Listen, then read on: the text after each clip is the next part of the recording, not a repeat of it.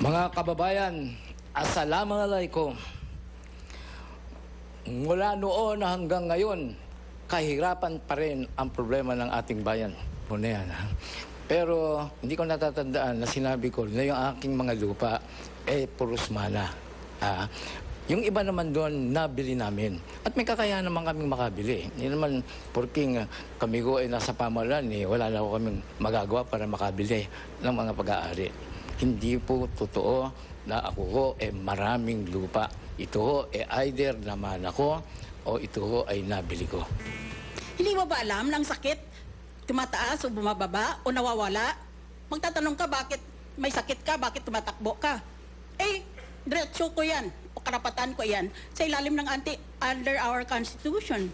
Wala namang constitutional provision that if you get sick of something, you are disqualified. I was at the height of cancer stage 4. Stage 4 is the last stage. Nag-aantay ako mamatay. Hindi ako pinatay ng guardian angel ko Most of it are true. Most of it are true. Criminals, well, I go after them. As long as I do it in accordance with the rules of law, I will continue to kill criminals. And the President will order the killing as long as it is, I said, in the exercise of performance of duty in accordance with law. I will use the military and the police to go after criminality and drugs. It's flooding the country. Sa ating mga kabataan, alam ninyo ang kanta ng Glock 9. Kayong mga nakaupo, subukan nyo naman tumayo para maramdaman nyo ang aming kilagayan, ang kinalalagyan ko. Sa tingin ko, sa lahat sa kanila, ako nga may pinakamaikli na karanasan, pero nakikita ko bilang isang nanay kung anong pangangailangan ng isang pamilya. Sa aking maikling karanasan sa gobyerno, ako po ay nakapaghawak ng isang executive position na may management requirement at mismo na rin si Senator Miriam ang nagsabi na ang Senado ay pwede talagang mas mahirap pa na trabaho kung talagang ginagawa mong iyong trabaho. Hindi ko binitiwan, hindi ko kinalimutan at hindi ko finoto-op o pinulitika ang ating mga kababayan.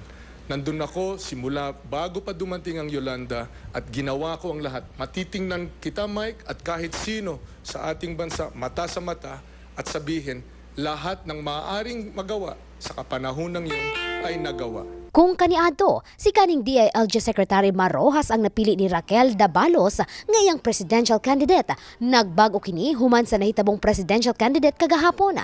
Alang kang Dabalos, nakumbinsi siya sa mga tubag ni Davao City Mayor Rodrigo Duterte. Gatan-aw jud. Actually gaatang gyud ko ato bisig dili man gyud ta kayo ko an sa politika pero gaatang gyud ko kay syempre dito man ato makuha kung kinsa gyud atong iboto. Bisig wala pa tong debate pero bet gyud sa pamilya namo Maruhas gyud. Pero murag okay pud kayo si Mayor Duterte.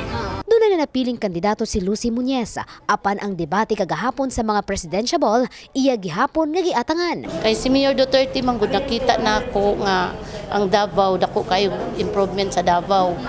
Labi na jud sa drugs o sa mga killings kay siyempre ang gipang gukod pud ni Mayor Duterte ang mga tao man pud nga naisala. Dili man katong mga inosente. Bisan mga opisyal sa Dakbayan, gitutukan usab ang natigayong presidential debates. Dunay mibilib at na usab nga nagpabilin ang pagtuo sa iyang mamahimong kandidato, sama ni Kagawad Rosalita Nunez. Pero ako, made up naman ako utok na Duterte Jugo. I think we really need a strong president. Somebody na kaya ang number one before become a government nga may narco politics, no? Where ang mga drug lords will dictate kung sino mahimong mayor, president, kinahanglan mawala ni gining droga diri sa atong bansa.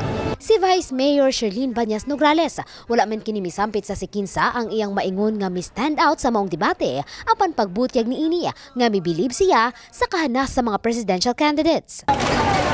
Well, maganda kasi nakita natin kung sino yung talaga may mga tangible programs, nakita natin yung mga posibleng direction that they will be setting for the country at mas personal natin nakilala. No? Mas maganda kasi yung nagkaroon talaga ng interaction among them. Kahibaluan nga kagahapong adlaw, gilayong gitutukan sa kadaghanan ang gipahigayong debate tali sa 5 ka presidential candidates nga silang Vice President Jejo Marbinay, Senator Miriam Defensor Santiago, Davao City Mayor Pangulong Rodrigo Duterte, Senator Grace Poe ug former DILG Secretary Mar Rojas. Nagpakitag kahanas ang mga kandidato sa pagmugna sa nagkadaiyan nilang plataporma ug resolusyon sa mga nag-unang suliran sa nasud. Kung mangyayari kung ako ho ang napalagay doon sa pwesto ni Secretary Rojas, yung bang analysis paralysis, ako ho is a decisive and effective leader. Nung ako po'y nasa DOTC, mahigit 100 kontrata sa halagang humigit kumulang 100 bilyon ang napabid namin na walang anomalya, walang alingaw-ngaw, walang kontrobersiya. Yan, nangyari lahat yan. Ports, airports, ibang mga infrastruktura na nangyayari at ginawa hanggang sa ngayon. Pangalawa, sa MRT, bakit ko tinanggihan ang proposal ng pribadong sektor na magpatuloy ang kanilang kontrata sa MRT? Pare-pareho lang naman ang problema ng Pilipinas eh. Pare-pareho nandyan. Wala pong proof na pag matagal ka na sa pwesto, mas magaling ka. Bigat na mabigat. Pero kung tuusin mo, ang senador halos kapantay lang o sobra pa ang trabaho. Kung ginagawa niya ang tama niyang trabaho, ng trabaho ng presidente. Kasi kung minsan nilalabanan niya ang lahat ng senador laban sa kanya. Hindi kamukha ng presidente na lahat sa paligid niya nag-aaliluya sa kanya.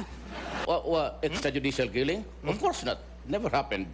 But killings, yes. Okay. If I become president, it would be bloody. Opo. Because we'll order the killing of all criminals, Opo. ang mga durugista at drug lords. Yung inyong kaso Faith Dandoy, Brigada News.